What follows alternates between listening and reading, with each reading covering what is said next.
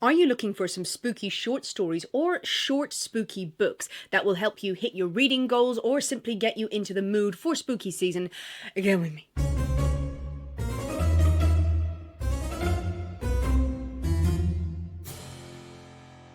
Welcome back to my channel. If you're new here, I'm Sinead, and this is my spooky corner of YouTube, where I talk about the spooky books that I've read, the spooky films that I've watched, and the spooky shenanigans that I get up to daily. There are so many pumpkins in my house! Today I am bringing you a spooky season collection of some of my favourite short scary stories and books. The sort of tales or tomes that you can get through in an afternoon, a day. These stories will work year round, but at the time of this video's release, we are but a few days away from Halloween, and some people may be panicking, maybe work or life has somehow gotten in the way of your Halloween celebrations, and really, where are your priorities at? And you want to still squeeze in something scary and spooky, either to read by yourself in the darkness, if you dare, or maybe to share with the family. I've included some kid-friendly-ish stories in here, and certainly the ones that I read as a child, as well as some really creepy stuff that you should read with the lights on. The books that I've picked out today are generally 200 pages or less. Maybe you've got a page either way, don't shoot me. So I'm really leaning in heavily to ghosts and also anything that contains the universal monsters, as well as suggesting a few of my personal favourites. But before we get to the book recommendations, let's spend a bit of time with my cats and tell you about this video's sponsor. You know what's more important to me than books? My cats. While I'm here to help you find the perfect short scary stories and books for your Halloween season, I'm also here to help you make sure that your cats are well fed, well nourished, and absolutely brimming with love for you for providing such a delicious bounty, which you can get from KatKin. KatKin is a UK company providing 100% fresh, real meat recipes for your cats to keep them happy and healthy. And I have got a special discount giving you 50% off your first trial box with KatKin. I have 3 cats and they are my babies, they are my life, they are my life's blood. I have a husband somewhere as well. And they are all very different from each other, meaning they have different dietary requirements. And it has been truly difficult to find a cat food that suits all of them. I was spending a lot of money on different types of cat food because they would sometimes go for jelly, they would sometimes go for gravy, but more often than not, food was being left in the bowl. There would be instances when my geriatric cat was barely eating, and it is essential for her to be getting the good nutrients. My big beast of a boy cat was eating everything in sight, yet was still hungry and crying for food. And my little black hunter was supplementing her diet with a lot of dead things that were being brought into my home. I have also been a pet owner for many years and have tried every variety of cat food, of consistency, of brand you can imagine. And KatKin is the one that universally my cats enjoy, and it leaves them happy and healthy. But let me show you. We can see it's already a hit with Dia.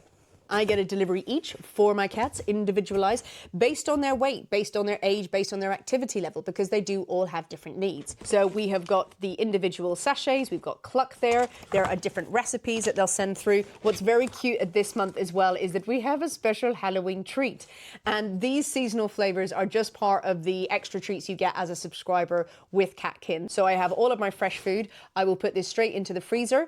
I will take the pouches that I need for the next day out and put them in my fridge. The containers are sealed, they are clean, and then I'll just feed the cats and they will chow down. The cats have watched me unpack all of this, so now it's time to feed them. KatKin is also the healthier choice for my cats. Cats are carnivores, high meat content is the best thing for them, and this can't always be found in other brands. Sometimes they contain as little as 4% real meat, with the rest being fillers or preservatives, but KatKin, 100% real meat. They have different recipes gently cooked to preserve the nutrition. It contains no preservatives, no fillers, no grains, and it has been a huge hit with my cats. These are 3 cats with different diets, with different requirements, but they are always clean bowls at the end of their meal. They are happy, they are sprightly, their coats look good. The litter box is not the horror story it once was. If you are UK based and you or someone you know with cats would like to give KatKin a try, scan the QR code on screen, go to the link in my description and in the pinned comment. Please use my code Sinead50 to get 50% off your first trial box. Your cats will thank me. And as the sun chooses to blister through the blinds right while I'm recording this moody atmospheric video,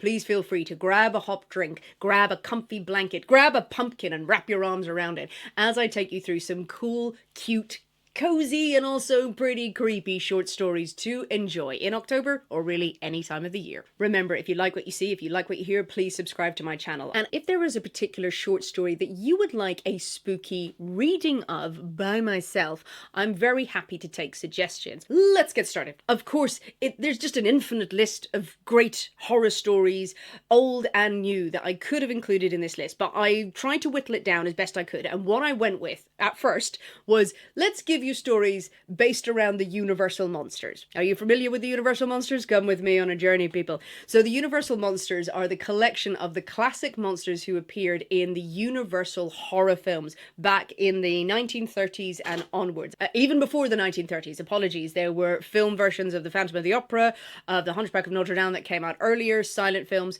but your Universal monsters, they're generally fall into this category. You've got Frankenstein's monster. Dr. Frankenstein is there, but Frankenstein's monster. You have Dracula. You have the Invisible Man, H.G. Wells. You have the Mummy. You have a mummy. The Curse of the Pharaohs personified in a mummy. You also have the Wolfman, and you will also have versions of Jekyll and Hyde, or Jekyll and Hyde, as Robbie Lewitt-Stevenson apparently wanted that pronounced as Jekyll and Hyde. Why am I lingering on this bit? Who knows? So Universal Studios had this run of these great seminal horror films that were created, most of which were based on the Gothic books of literature, but there were some original creations, let's say. When I was growing up, you had cartoons like Scooby-Doo that often featured these kind of monsters. Obviously, it was, the old man Withers who ran the amusement park and was wearing a mask. Or you've got films like Monster Squad, and you've got the Groovy Ghoulies. That was, oh my god, that was so great. But these Universal monsters appeared in a lot of cartoons, a lot of films. They're very easily recognizable. They are an immediate indication that this is horror. Also, the Universal monster film's pretty safe for families, so kids can generally watch them without being terrified or creeped out. I certainly grew up watching all of those great scary films and not being frightened by them, and then wanting to dress up as them. So it's quite safe and quite cozy. If you see people sort of dressed up as one of the monsters, as Frankenstein's monster, as Dracula, like, oh, okay, I get it. And then you've got the weird creepy kid who's gone as the Babadook, which I admire, but that would traumatize some people. Let us start with the Big Daddy, Frankenstein's monster. Where would you go to? Well, you would read Frankenstein by Mary Shelley, the original book. Some people may be fearful of getting into the classics, possibly because the automatic feeling is that they are big, weighty books and they're hard to get into, and you've got to plow through a lot of heavy language and very of its time language. But it's really not the case with most of the great Gothic novels. Frankenstein, this is my edition, and it looks like it's a bigger book, but this is actually the only part of the story. This is Frankenstein in here. The rest is appendices. It's chronology. It's a big list of things. You'd think I could say that. You've got introductions. You've got glossaries. This book actually has a copy of another book I'm going to recommend right at the end too. I reread Frankenstein this October because I just wanted to refamiliarize myself with the story, and it had been a long time since I had first read it, and it was again so enjoyable. And I'm not saying that as any kind of flex to kind of go, oh my god, the classics. This really is a wonderful work of literature, and I urge people to go and read Frankenstein because your perceptions, your thoughts on what Frankenstein's story is will be challenged when you go back to the original source material. A lot of what we know, what we think we know about the story, came from those films, came from the Universal film, came from James Whale's film in 1931, I believe it was. The idea of the monster, the crazy mad scientist in his huge lab. No, it's very different, and it's a great story of longing, of sadness, of the desire to find friends, to find friendship, to find meaning, and what it is to be human. And it is beautifully written. It is, yes, it is a little bit wordy in places, and of course it's wordy, it's a classic work of literature. I say that in the terms of, yes, you'll get used to the language and some of the introduction, but even the prologue on the ship, it's so good. I could yap about this for a while. I will be yapping about it in my October wrap-up. Maybe it's worth a separate video. But do check out Frankenstein. It is a short book, and it will give you a renewed appreciation for that story and how it's been adapted over the years. And yes, Guillermo del Toro has just released a new version of Frankenstein for the screen. I've seen it. It's fine. It looks great. Next, Dracula. The Vampyre. Well, that's the book I'm going to recommend rather than the original Dracula, because Dracula by Bram Stoker is over 400 pages long. I find it a really entertaining read and a great book if you want to dive into it, but it's not a short book, and so it can't make this list in particular. But really short vampire book, The Vampyre, The Vampire by John Polidori. Now, I always say Vampyre because I'm hearing Lisa Simpson's voice in my head from Treehouse of Horror. Yes, Vampyre! But it is pronounced vampire. You can pronounce it any way you want to. This is the Penguin Classics version of Frankenstein, which I found in a charity shop. It may still be that some editions that you order do include the Vampyre at the back as an appendices, as it were. They add in that book because it is but 49 pages long. It is a short book. You can buy it separately if you want to. But that is considered to be the first romantic vampire story. It is a horror story written by John Polidori on the same trip that Mary Shelley was with Percy Shelley and Lord Byron when they were at Lake Geneva in the summer of no sun, of this terrible, terrible summer that they spent at Lake Geneva, and it was so miserable, and they all had a ghost story writing competition. Lord Byron said, everybody write a ghost story, we've got to do something. And Mary Shelley wrote the first draft of what would become Frankenstein, and John Polidori wrote The Vampyre. And it's so huge. That was a busy holiday for them. The Vampyre, as I said, very short. You'll get through it in moments. And it's a great story. And it's the first story where you have this young, impressionable man who meets this beguiling stranger, Lord Ruthven, he's called. And he comes to London. He's like ingratiating himself into society. And the young man ends up travelling with him. But then he starts to suspect something might be off about this man. He's a man of loose morals, apparently. And there are whispers about him. And then it all gets wrapped up as they travel around Europe into the folklore that people whisper about the vampire, about these evil creatures, and the havoc that is wreaked in the story. For such a short book, you will see all of the influences on Bram Stoker's Dracula, the influences on many vampire stories after that. Of course, it drew from old stories of folklore from across Europe. It drew from tales that had been spun, and there's arguments that there may have been other vampire stories written down in early days, but that's the first example of what we would call a romantic Gothic telling of a vampire story. That's the shortest one that I could find that I know of. There may be modern short vampire stories that you want to recommend. Drop them in the comments. Next iconic monster, it is the mummy. The mummy, the curse of the pharaohs, the creature from Egypt that crawls across land and sea in pursuit of revenge and vengeance and bloody things. And please clean my bandages. 2 recommendations here. First, do go and read a book, a story, anything online, articles that you can find about the curse of the pharaohs, the pharaoh's curse, about the legendary discovery and opening of the tomb of Tutankhamun. That expedition that was said to have unleashed this curse upon Howard Carter, who opened the tomb, upon every man who had stepped into that tomb and broken the final resting place of this pharaoh. Very, very famous. Go look up that story. Go look up the various theories. The curse is absolute bollocks. It is a few people died at some point in their life. No, the pharaoh has got them. It's funny, it's interesting, it's twisting and turning, and people have all sorts of theories in it. It's just a great slice of very campy, over-the-top history. Victorian society was absolutely obsessed with Egyptology, and they were obsessed with the discoveries that were being made in these tombs in the Valley of the Kings. And yes, mummies were being taken from Egypt and carted back to England, and some of them were put on display in the British Museum. I mean, that's an issue in itself, but they were put on display. But then also, Victorians famously had mummy parties. They had unwrapping parties of the mummies. Rich Victorians would buy mummies and then unwrap them in front of their guests. Oh, let's have a look at the mummies. Some people even drank the powdered mummy juice. I'm not kidding. The Victorians' fascination with Egyptology, with mummies, is dark and twisted and very, very strange. But a great story to encapsulate all of that is Lot 249 by Sir Arthur Conan Doyle. This is a great spooky short story by the great, absolutely crazy author Conan Doyle. I love him. I love Sherlock Holmes. I love just how absolutely batshit he was outside of his writing work. His belief in fairies and all sorts of things of the occult. Just love his energy. Lot 249 is genuinely frightening. This story that takes all of the, the real life stories that were happening around at the time in the Victorian era into the Edwardian era, and takes this tale of a student who has various artifacts that he's gathered, and one of them is a mummy, a sarcophagus with a mummy in it. And is the mummy coming to life and stalking someone? Does it want revenge? It's so creepy. It gives you everything you could possibly want from those campy old tales of mummies sort of walking through the darkness towards you. It's a great short story, one to embrace if you want to have a little dash of Egyptology in there, and also acknowledge that so much stuff was stolen from Egypt and is still in the British Museum.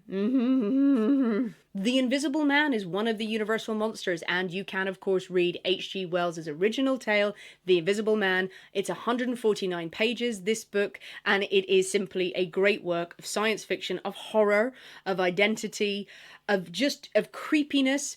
I like H.G. Wells' work.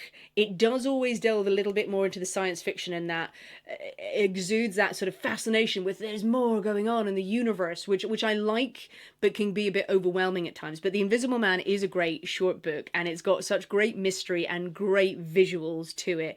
Definitely have a read of it if you haven't already. The Wolfman. Now, The Wolfman is tricky because compared to Frankenstein, compared to Dracula, compared to The Invisible Man, it's not that there wasn't one definitive Gothic book that inspired the Wolfman. There are some writings, there are some collections I was looking at. They're not well known. They wouldn't be the sort of thing I could recall off the top of my head. I had to go and do a bit of digging about it. So rather than digging into the classics for this one, I'm going to suggest, as I would do to anyone at any time of year, just dive into The Bloody Chamber by Angela Carter and read her take on Red Riding Hood, The Company of Wolves. Yes, I talk about that film and that book many times, and I will never stop. It is a great collection, The Bloody Chamber. These are her fairy stories that she has rewritten, that she has revisited, that she has given her adult twist to it in her inimitable style and her way. The Company of Wolves is a dark, sensual, brooding fairy tale that does involve transformation. It does involve the wolfman, the wolfmen, stories about men whose eyebrows meet in the middle.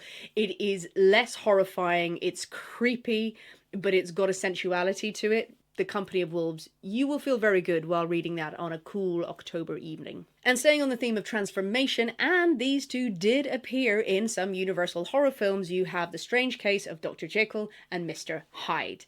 This, again, a very short, great Gothic story. Any excuse to read this book, take it. Packed full of atmosphere and packed full of very unsettling, horrifying scenes and those moments of violence from Mr. Hyde. Another book where if you've never read it before, if you've been put off by the idea of the classics, that is one that is a good gateway in, because it is far more accessible, I'll wager, than you may have ever thought it was, and still has that ring of true creepiness, of true horror and true emotion at its heart. There are lots of short stories out there, I am sure, in the ever-growing number of anthologies that exist for different horror stories. There may well be Halloween-themed stories that you have read that you'd like to recommend. These are tales that you can enjoy on your own or you can enjoy with a family. And then there's some in here that I'd say, maybe put the kids to bed and then you read it with a torch. Or just turn on your lights, you could do that too. In the heart of spooky season, take the opportunity to read The Legend of Sleepy Hollow by Washington Irving. This original short story all about poor Ichabod Crane being chased through Sleepy Hollow by the Headless Horseman, being tormented by the ideas of hauntings and creepy things that go on. There have been some great adaptations of it. There are some short cartoon versions of it. There are illustrated versions and retellings of Sleepy Hollow out there. Go and read the original short story. It is short and sweet. And yes, it is written of its time, so it's not leaning into the horror as much as it is more a story that's being recounted sort of around a fireplace. Oh, a warning tale about, Ichabod Crane and the foolish mistakes that he made and the legends of the area. And let me know if you have your favourite retelling of that classic tale. Of course, we love the Tim Burton movie, but I also grew up with the Disney version of Sleepy Hollow, and I was terrified by that. I was really frightened by the Headless Horseman and throwing the jack-o'-lantern. That haunted me. It was a kid's film. Let me know what you think. Halloween gets closer, you want that pure joy, nostalgia, horror hit, you are going to read Scary Stories to Tell in the Dark. That collection of tales of really genuinely scary kids stories in the best possible way. Maybe everyone out here wants to share their favorite story from that collection. I came to that book a lot later than some people because I was sort of deep in my point horror phase. But when I went through Scary Stories to Tell in the Dark, even as a teenager, as an older teenager, I just remember going, okay, these were for kids? Why? Why is this happening? These aren't good gateway stories for children trying to get into spooky season, but they do have to come with a warning. Parents, let me know whether or not you do share these stories with your little ones. If you consider them as family stories, there's the film version, obviously, of the stories out there as well, which is, again, very, very creepy. Are they kiddie appropriate, and what's your favorite from the collection? This is a recommendation for a funny, spooky short story that I do think is going to be good for kids. Maybe one that you haven't heard of. It's The Open Window by Saki. Now, this was the pen name of an author named H.H. Munro. It was written in 1911 and is a super short story, but it's funny. It's about a young girl who sees a visitor arriving at the house to see her parents, and she just messes with this visitor. She absolutely messes with the visitor, implying that there was a ghost on the premises. And I don't want to say too much that's in it, but it works so well of playing with people's fears, people's expectations of what happens in horror stories, and it's really, really funny, and I think it's a really good family one. You can read it for free online. It's available in a lot of horror short story anthologies out there. Just find it, and if you have read it, what did you think of it? An author I have mentioned in my other spooky season videos about books to read and my TBR, it is, of course, Ray Bradbury. Ray Bradbury may be crowned the king of October, the science fiction and horror writer who always got very excited around Halloween and created these wonderful short stories. I have mentioned before Something Wicked This Way Comes, which is actually set on the 24th of October, about the horrific carnival that comes to a small town ahead of Halloween. Halloween comes early, and the horrors and bizarre things that occur when the carnival rolls in. I've re-listened to that this month, and it's still just okay, magical and very creepy. But there's also the short story collection, The October Country. Now, this collection of the many Ray Bradbury collections out there, The October Country is him celebrating October, even down to his introduction. I particularly loved in the October Country anthology where was the story Homecoming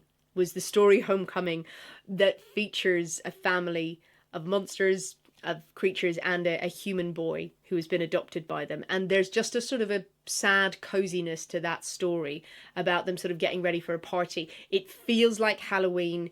It is such an atmospheric story. You've also got Uncle Einar in that collection as well. I also particularly like The Screaming Woman by Ray Bradbury. It's not one of his best loved stories, but I loved that, and I loved the way it ended. Is it particularly seasonal, ghostly? I think that might be a summery one, but didn't forget that in a hurry. Now, I'm sure some of you are thinking, short stories, there are two great big cool scary juicy short story writers that Sinead must be about to mention: M.R. James and Edgar Allan Poe. Now, I will say I usually save M.R. James for Christmas, purely because I associate that writer with Christmas because of A Ghost Story at Christmas. The series that was on the BBC in the 60s and the 70s, repeated in the 80s, has been revitalised recently by Mark Gatiss. That series of very creepy ghost stories dramatised on Christmas Eve. Many M.R. James stories have been adapted for that series, most famously, possibly, A Whistle and I'll Come to You, My Lads. But I am saving that for Christmas. My M.R. James recommendation for Halloween, because I truly find this one terrifying, it is The Ash Tree.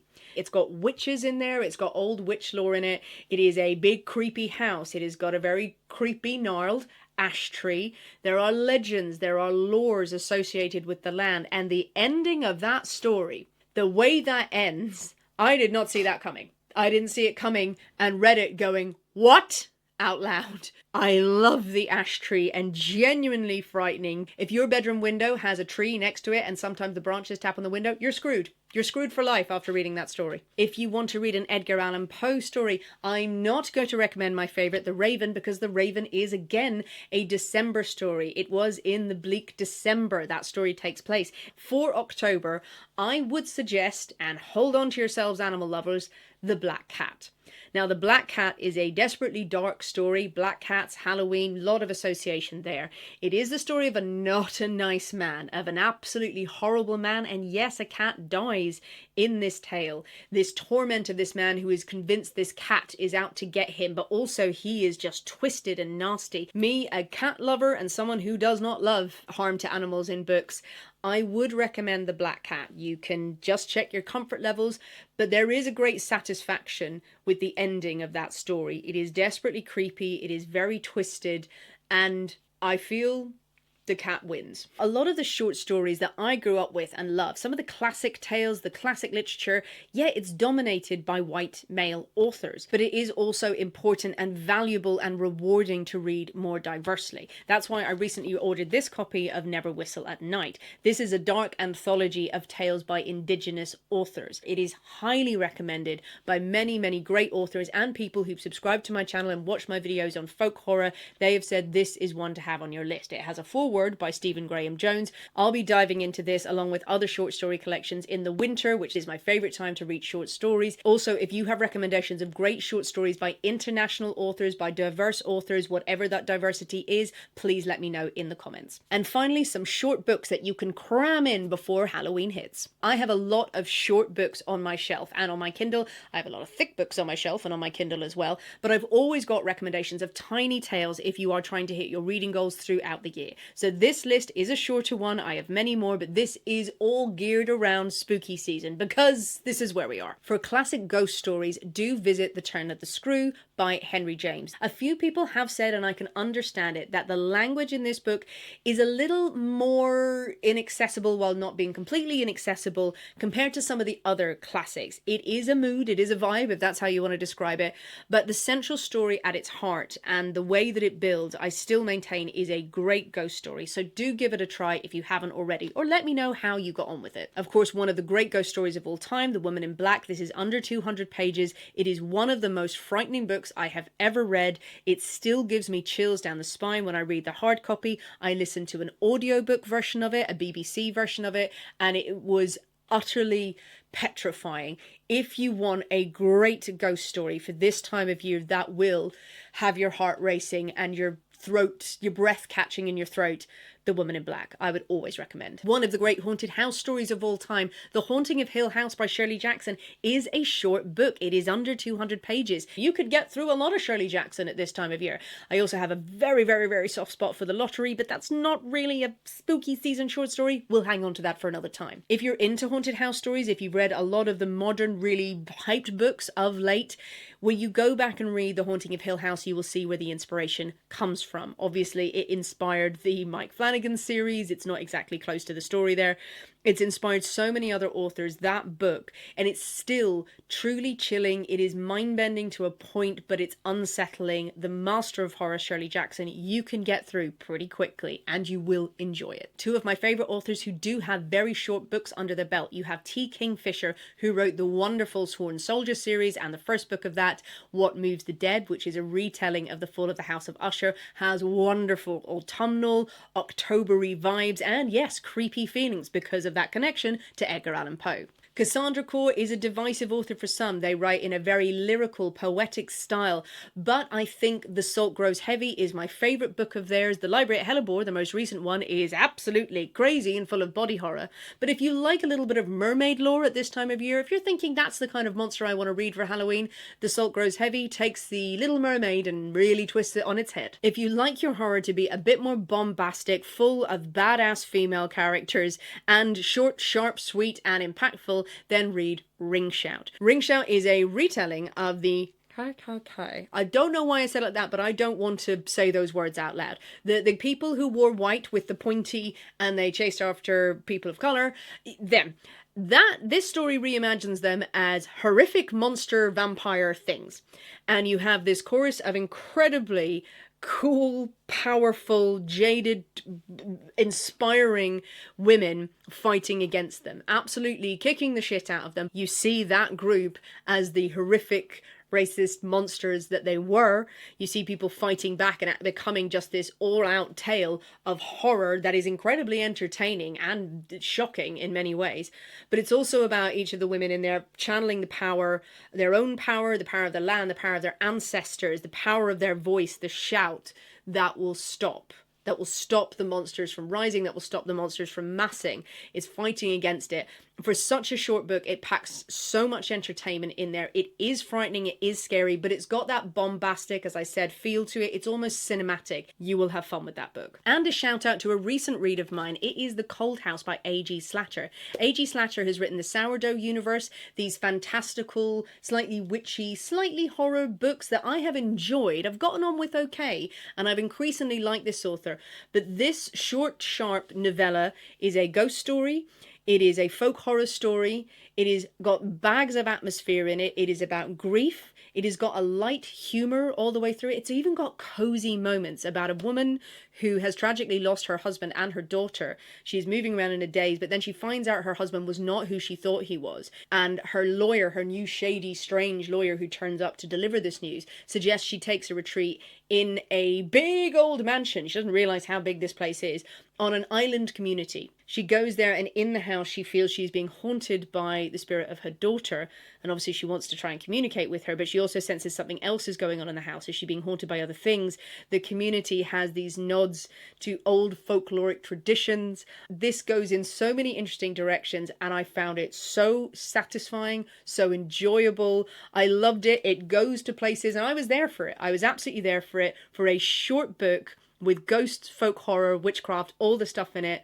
You will get through this before Halloween and you will feel deeply, deeply happy about it. I mean, I hope you will. There you go, some short story recommendations and short book recommendations specifically for spooky season. There are so many stories that I can cover in the future and short books that are perfect, particularly as we edge towards the end of 2025. If you have reading goals that you need to hit, I'll be back with more of those to help. Let me know what you're reading as October fades away. Let me know what you're intending to read into November. And are there short stories that you would like readings of on this channel? I've done lots of readings of short stories over on my Patreon channel for Poisoner's Cabinet, but I would like to release something or do a reading to camera over on YouTube to keep you in the spooky mood. Let me know what you'd like to hear. Or if you would like me to not do that, you can say that too. I won't mind.